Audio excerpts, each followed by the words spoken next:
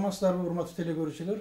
Биз силерге илим жана турмуш теле долбоорубуздун жаңы санын тартып алайбыз. Бүгүнкү күндө негизинен бизге абдан маанилүү болгон кыргыз эли үчүн бир өзүнчө бир ушундай бир уникалдуу деп эсептелген өзүбүздүн эле ошол элдик архитектуралык жетишкендиктер жөнүндө, анын ичинен боз үй жөнүндө, анын таасири жөнүндө, анын архитектурасы жөнүндө сөз кылмакчыбыз. Ага чейин биз адаттагыдай бүгүнкү күндөгү кандай илимий жаңылыктар болуп жатат, ошол боюнча бир-эки баягындай фактыларды келтире кетели деп ойлодук.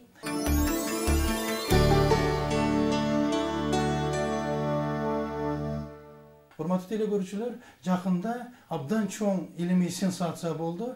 Ал негизинен жогорку температураны адам өзүнүн колу менен алуу маселеси. Элестетип көрүңүздөрчү, мисалы үчүн күндүн бетинин температурасы 6000 градус Цельсий. Ал эми ичиндеги термоядролук реакция жүргөн абалдагы температурасы айталы 15 миллион градус Цельсий болот. Бирок адам баласы, мисалы үчүн Америка Кошмо Штатынын Брукхейвен атактуу лабораториясында физиктер 4 триллион градус Цельсий температураны алышты. Бул ошо күндүн ичиндеги температура менен дагы салыштырууга мүмкүн эмес. Фантастикалык түрдө абдан чоң көрсөткүч болуп отурат. Ушул официалдуу түрдө акыркы 3-4 жылда физиктердин жетишкендиктери болду дагы Гиннес рекорд китебине официалдуу түрдө жазылды. Бул жерде эки илимий мектеп бар. Бул бир ошол америкалыктардын Брукхейвен лабораториясы, экинчиси Женевадагы баягы атактуу чоң адрондук коллайдер. 2 жыл мурун адрондук коллайдерде дагы айтышкан болчу 10 триллион градуста. Бирок алар ошону кайталоого мындай кайталоону камсыз кыла албагандыктан натыйжада америкалыктардын жетишкендиги 4 триллион градус Цельсий бүгүнкү күндө официалдуу деп табылды дагы. Бул ошол башкарылуучу термоядролук синтез перспективасын дагы ачып атат. Биз мектеп физикасынан бери жакшы билебиз, эгерде башкарылуучу термоядролук синтезди камсыз кыла алсак, анда биз энергетика маселесин жердин бетинде эң эле жөнөкөй баягындай углеводороддордун запасын пайдаланбай, эң эле жөнөкөй көмүрдү пайдаланбай эле баарын ошол синтез, термоядролук синтез аркылуу камсыз кыла алабыз.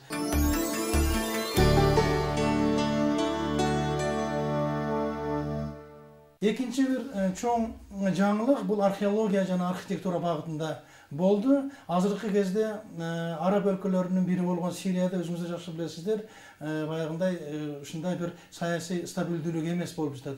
Бирок именно ушул өлкөдө жакында Сириянын ошо Дамасктан анча алыс эмес түндүк чыгыш жагында атайын бир чоң археологиялык казуулардын натыйжасында монументалдуу чоң бир археологиялык табылга болду. Ал эбегейсиз чоң өлчөмдөгү таштардан түзүлгөн, куралган, абдан мааниси адамдарды көрүнүшү таң калтырган археологиялык табылга болду. Натыйжада бунун баардыгын ошол кездеги ошол биз баягы илгерки байыркы доордогу археологиялык жетишкендик деп айтып атышат. Өзүңүздөр жакшы билесиздер, мисалы үчүн Египеттеги пирамидалардын табылышы, Түштүк Америкадагы абдан чоң ошол баягы планетардык масштабтагы ири табылыштар, ушулардын баардыгы таң калтырылып келаткан болсо,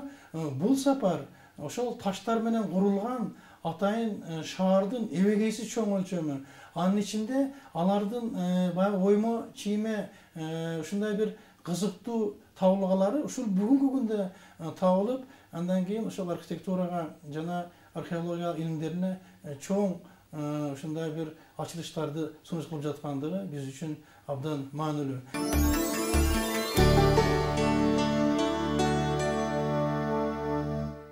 Урматтуу теле көрүүчүлөр, бүгүн биз мен башында айткандай кыргыз элинин кылымдык каада салты менен бирге эле кыргыз эли абдан улуу архитектуралык иштер жасагандыгы, анын ичинде биздин кадимки эле өзүбүз жашап чоңойгон, жашап жаткан жана бүт дүйнөнү таң калтырган боз үйдүн кандай философиялык, архитектуралык мааниси бар экендиги жөнүндө темага кызыктык дагы. Кыргызстандагы белди окумуштуулардын бири Kırgız Ulusal İlimler Akademiyasının korrespondent müçesi, teknik ilimlerinin doktoru, professor Tentiyev, Cumhuriyet Tentievичтің laboratoriyasına baş bağıp, al kişi menen, bizim Kırgızga sünüktü olgan, Kırgızga abdan süyüktü olgan uşul temаны көтөрүүnü hep gördük. Anda sizler nazarınızda uşul bağıtları bizim ayagıyoruz.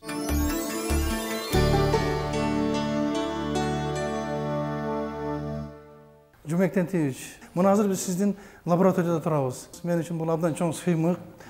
Siz dağılı bayağılı özünüzden ilimge olgan, ayrıkça Kırgızga teşeli olgan, önörçülük jağın dağı örkünдөtüp, östürüp, onaki hazır özünüzle ayttınız. Taş doğruna çeyin gerek bolsa, izildep, anın ilimi, bir negizin пайдаланып, бүгүнкү заманбап технологияны сунуш кылса болот деп айттыңыз. Мен үчүн абдан чоң ушундай бир түшүлткөн ой, Жумек Тентиевич, ушул айтыңызчы, ушул биздин Кыргыздын кол өнөрчүлүгү, айрыкча архитектура жагынан биз көбүнчө эле айтып жүргөнбүз, ушу Кыргызда бул илим болгон эмес деп. Ушунун тарыхы жөнүндө айтып берсеңиз. Ең кызыктуу нерсеси ушу биздин эле кыргыз боз үйү. Бул таш доорунда жаралган белгиленип турат да тарыхта. Анткени ал боз үйдүн эми жанагы планы, ортосунда очок, анан эми үчүн тегерек болгону бул баягы жапай адамдар, кичине адам коом өнүккөн сайын үңкүрдөн чыгып, анан баягы өзүнчө жер төлө деген, жер үй дегенге жашашыптыр да. Жер үй дегени 1,5 метрге чейин жерди казып, анан үстүнөн жанагы шырыктарды коюп, мындай да. Анан кийин кызыктуу нерсе.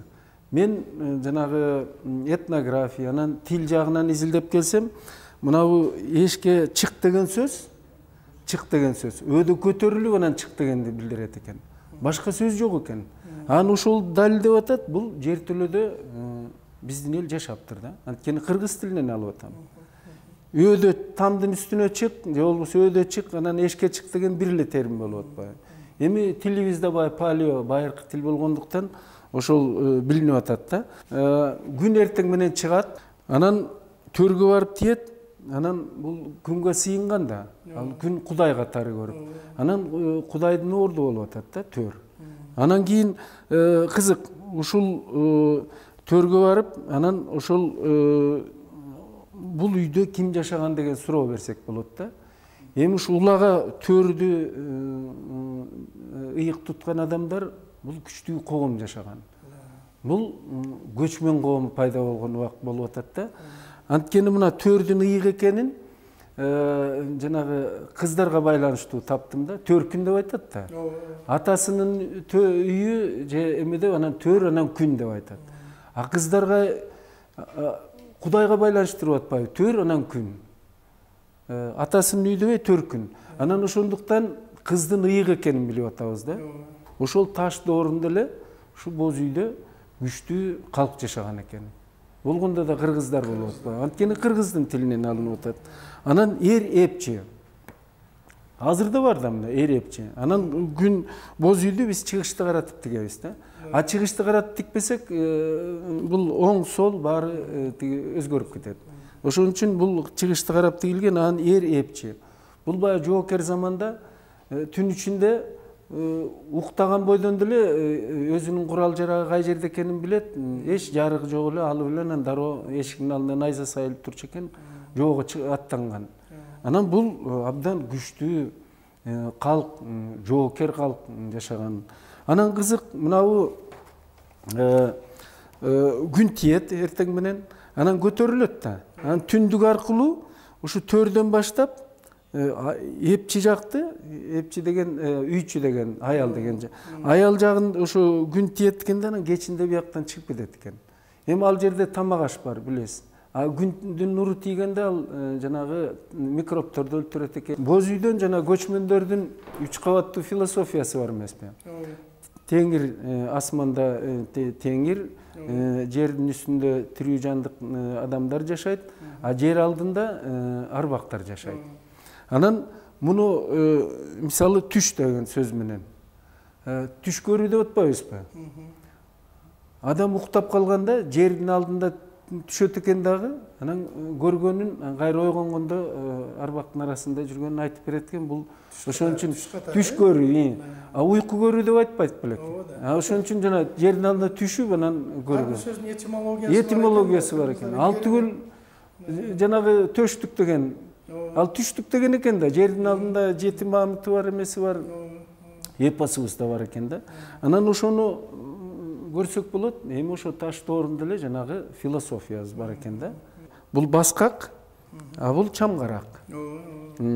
Анан бул баскак болсо, жана координатный сетка сыяктуу жанагы жылдыздардын, топ жылдыздардын жайгашышын кайсы мезгилге карата ушул аркылуу жаттап алчу экен да. Анан кечиресиз, демек ушулардын баардыгы кыргыз илгери эле, атам замандан бери эле баягы илим менен байланыштырып, табияттын мыйзамдары менен байланыштырып, туура айтып атасыз. Баягы турмушуна, тиричилигине аралаштырган экен. Ооба, анткени мына мен кыргыздын тилин колдонуп атам, салтын колдонуп атам, нукура, ошондуктан кыргыздык деп айтсак болот экен да. Анан эми ушул жерде кызык, түндүк. Анан мынау жерде бул дүйнөдө мынау күндүн эмеси бар да, портрети деп коелу. Бир тамгасы күндүкү ушул. Бул тамга Майя Инк цивилизациясында, анан көчмөндөрдө, анан шумерлерде. Анан могу нуру чачыраган бир топ эмелерде бар, анан бизде да бар экен. Анан могу ортосунда чекити бар, бул Кытайда, анан Египетте экен да. Эми мына барекини карасак, бул күндүн өзү эле портрет экен. Анткени күндү карап туруп көзүңүздү жумсаңыз, ортосунда чекит пайда болот экен. Ал көп окумуштуулар таң калып келгенде, ушунчалык алыс тараптан күндүн белгиси окшош деп. Эми баардан да таң калыштуусу могу түндүк белгиси деп. Күнгө бул ошол боз үйдө жашаган адамдардын күндү караганда белгиси. Эми карап отурсак, Америкада индеецтердин жанагы чатыр сыяктуу ошонун 4 шырыгы негизгиси экен да. Ошон үчүн ушундай сөйлөкөт бар экен. Боз үйдө жашаган, миңдеген жылдар жашаган үчүн боз үйдө. Анан шумерлер дагы ошо азыр далилденип атпайбы? Бул көчмөндөр, Алтайдан барган көчмөндөр деп.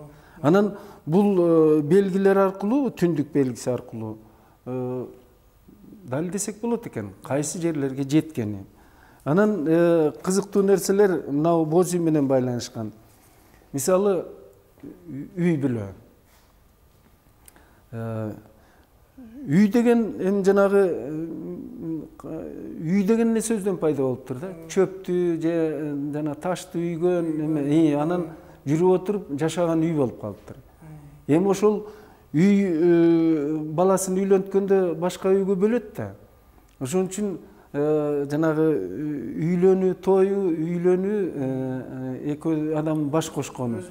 Бул үй менен байланышып калыптыр да. Бул баягы тил жаралып аткандагы түшүнүктөр экен да. Мен азыр сизге суроо берип атып, сиз ушундай терең баардыгын ошо кыргыздын нукура салты менен, тили менен ушунчалык деңгээлде түшүндүрүп бересиз деп күткөн эмес болчумун да. Демек, сиздин сөздөн кийин биз башка элдер менен жөн эле теңтайлашыбыз керек болсо аларды илим боюнча, илимий негизде жөн эле далилдеп койсок болот экен да. Ар кайсы тармактарга кирип алып, лингвистикадан далилдеп чыгып атпайбызбы? Анан мынабу биздин кооздугу боз үйдүн. Бул ар жагын көргөзбөйт экен да. Кооздугун көрүп алып эле андан ары ойлонгубуз келбейби же. Эми мына көп жылдан бери казып келатып, анан эми азыр таң калып атпаймынбы? Азыр мисалы жанагы отко сыйынгандар бар деп. Отко азыр карасак суу куюп өчүрбө деп урушуп жатат. Отту карап түкүрбөйт, ыйык. Анан жана үйлөнгөндөн кийин 2 жашты отко киргизет деген карап отурсак, бул оттун мына ошо сыйынганыбызды көргөзүп атат, ыйыктыгын көргөзүп атат. А от деген кызык экен да. Жана күн төбөгө келгенде түндүктөн нуру тиги очокко түшүп атат. Бул байланыштырып атпайбы отту алам менен? Анан ал ошого 2 жаш отко кирип атканда бул тазалануу, анан ошол ок аркылуу аламга информация кетип аткандай сыяктанат да, жанагы үй бүлө жаралды дегенси. Анан бул кызыктуу нерселер бул боз үйдө көп экен да. Анан боз үйдүн өзү жаралышы мына мен жанагы кийизин ушундан 4000 жыл мурда Лобнордун жанынан табылган да. Америкалык окумуштуу тапты. Анан жанагы уштуу калпак сыяктуу калпагын да кошо таап. Эми карабайсызбы, анан ошону айтып атат, бул кытайларга өзү Кытай окумуштуу да. Кытайлар эле жасаган. Эми Лобнордун жанында азыр деле кыргыздар жашайт экен. Анан негизи 8-кылымда Кытайдын бир ырчысы жазып атат, таң калып. Бул боз үйдүн жана кийизи, бул эми орусча айтканда величайший творение кочевников. Бул кар жаап, күн суук болуп калса, сырт жагы тырышып калат экенде өткөрбөйт экен да. Муну көрсө күзгү жүндөн жасайт экен да. Баягы мал кышка даярданып атканда жүнү да башка болот экен. Технологиясы. Анан жанагы боз үйдүн жыгаштары. Аны архитектуранын тарыхында көп маани бербей, мындай жөн эле калкан сыяктуу жазышат да. Чындыгында жана эми жана ийме технологиясы бул 21-кылымдын технологиясы. Эми ошол учурда ийип угун, анан кийин жанагы мындай тырмакчада тырмап коет эмеспи, анан ичке. Эми мунун баарын карап отурсак жана купол болуп иштейт экен да. Анан жанагы кайыш менен бүчүлөгөнү бул баягы болт менен эметип койсоң да тарс деп сынып кетет да. Атигил болсо кичине бошоңдоткон үчүн толугу менен чоң шамал болгондо да сынбайт экен бир жери. Анан эми техникалык илимдер жагынан карап көрсөк, таң калыштуу нерселер көп да. Ушунчалык жеңил. Анан жанагы кээ бир окумуштуулар жазат деген боз үйдүн жаралышы эми башкаларга эптебелей караш керек. Чындыгында бизден технологияны ала алышпаптыр, мисалы монголдор. Алар жанагындай уук менен кереге жөнүндөй эметет, алар конус сыяктуу. Анан ичинде тирөөчү бар, ал баягы оорураак болот. Ал баягы технологиясын ала алган эмес, формасын алып ошондой болуп калган экен да. Эми мындай далилдөөлөр толтура. Анан ошондо жанагы ачык эле айтса болот, бул эми түрк элдериники, анын ичинде кыргыздардыкы. Мен бала кезде чоң атамдын колунда чоңойгом. Боз үй деген чоң атам айтат болчу, бул кыргыздын үйү, бул кыргызга таандык нерсе деп. Бул жерде боз үйдүн азыркы курулуш материалдарын колдонуп, анан азыркы көз караш менен бир үй бүлөгө жасап чыктык да, мисалы. Анан илгерки технологиялар пайдаланылып атат, эми? Илгерки технология, бирок жанагы мен жанагы планын анан эмесин көрдүм, купол сыяктуу. Эми мунун ар түрдүү формасы болушу мүмкүн. Муну жүктөп алып кетип калса болот, тоого сүйрөп кетсе болот. Анан бул жерде ысык суу, муздак суу баягы бир үй бүлө азыркы күндө жакшы жашагандай үй да. Биздин климат түн ичинде суук, күндүз ысып кетип атпайбы? Ошондуктан адамдар жанагы боз үйдөгүдөй өзүн жакшы сезиш үчүн трансформация, анан жана мобильный деп айтабыз, ошол принциптер болуш керек экен да. Ошон үчүн жанагы шаарларда жанагы чоң бийик тамдардын чатырлары, алар кышында бир форма, жайында бир формага өтүш үчүн жана трансформация болуп өзгөрүп туруш керек экен. Ал негизи жана жылуулукту сакташ керек. Анан ошо ичинде жашаган адамдарга климатты камсыз кылыш керек да, жакшы климатты. Ошондуктан жанагы үйлөрдүн дубалдары, чатырлары айрыкча өзгөрүп туруш керек экен. Анан ошол принципти колдонуп, азыркы теория менен мына сыяктуу жаңы конструкцияларды сунуш кылганга аракет кылып атабыз да. Жаңы боз үйдүн конструкциясы. Бул боз үйдүн формасынан алынган купол, анан цилиндр, ар түрдүү формалар алынып, анан бир үй түзүлүп атат да. Мисалы ушул үйдө жанагы тамак жасаш керек, жылуулук менен камсыз кылыш керек, анан сууга түшүш керек. Ушул шартты эми бийик тоолуу жерге дагы жеткиришибиз керек да. Айылга андан ары жайлоолор же кыштоолор ошол жактарда. Ушул үйлөр азыр техника илимдер абдан жакшы жогорку деңгээлге жетти. Жаңы материалдар пайда болду, жанагы полимер материалдар.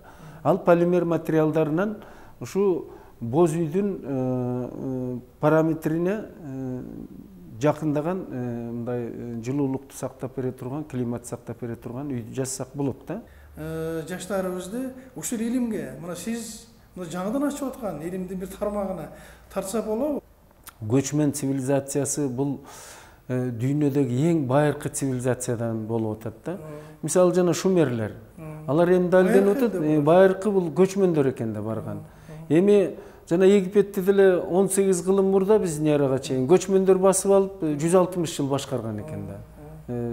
Анан эми көп нерселер бар экен. Аны баягы кийинки тарых деле жакшы туура көргөзбөгөн үчүн биз да билбей калбадыкпы. Анан мына жаштарга туура коюп атасыздар. Жаштар билиш керек экен. Эми жаштардын кызыгуусу жакшы. Анткени биз баягы университетте лекция окуп, анан ушу жөнүндө сөз кылсак абдан кызыгышып, абдан терең билгиси келет да. Анткени бул дүйнөдө биз ким экенибизди билбесек башка эл сыйлабайт да. Анан мына байыркы цивилизация эми ушул күнгө чейин өчпөй келген таң калыштуу нерсе да. Ошондуктан түптүү, анан күчтүү цивилизация экенбиз да, анан цивилизация түзүп турбуз.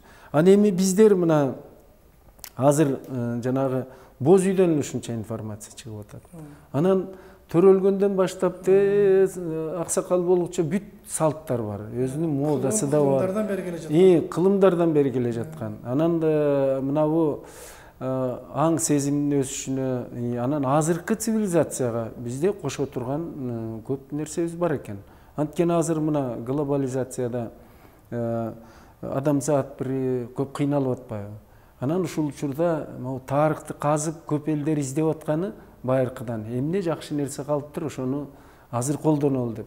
Мына бизден көп нерсени колдонсо болот. Ошол глобализация болуп келсе эле биз жок болуп кетебиз деп коркпостон, наоборот, аларга биздин өзүбүздүн кылымды салттарыбызды таңуулашыбыз керек экен да, мынакей. Ушул баягы каке мына таңуулаган, мына ал түгүл жанагы Кытайдын натур философиясы бар, инь-ян деген, ысык, суук, эркек, аял эме деген. Эми таңууланбай эле биздин эрага чейин 5-кылымда пайда болгон нерсе, биздики болсо мына боз үйдү карап атпайбызбы? Эркек, аял деген ал таштооруна кетип атпайбы? Анан бизден башка цивилизациялар көп нерсе өткөн экен да.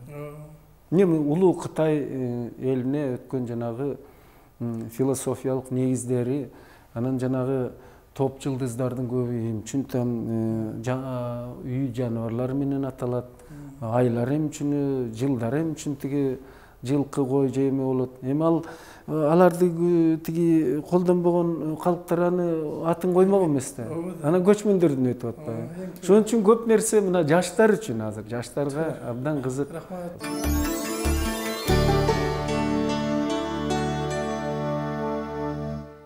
Урматтуу телекөрүүчүлөр, сиздер биздин илим жана турмуш берүүбүздүн кезектеги санын көрдүңүздөр. Жолугушканга чейин саламатта болуңуздар.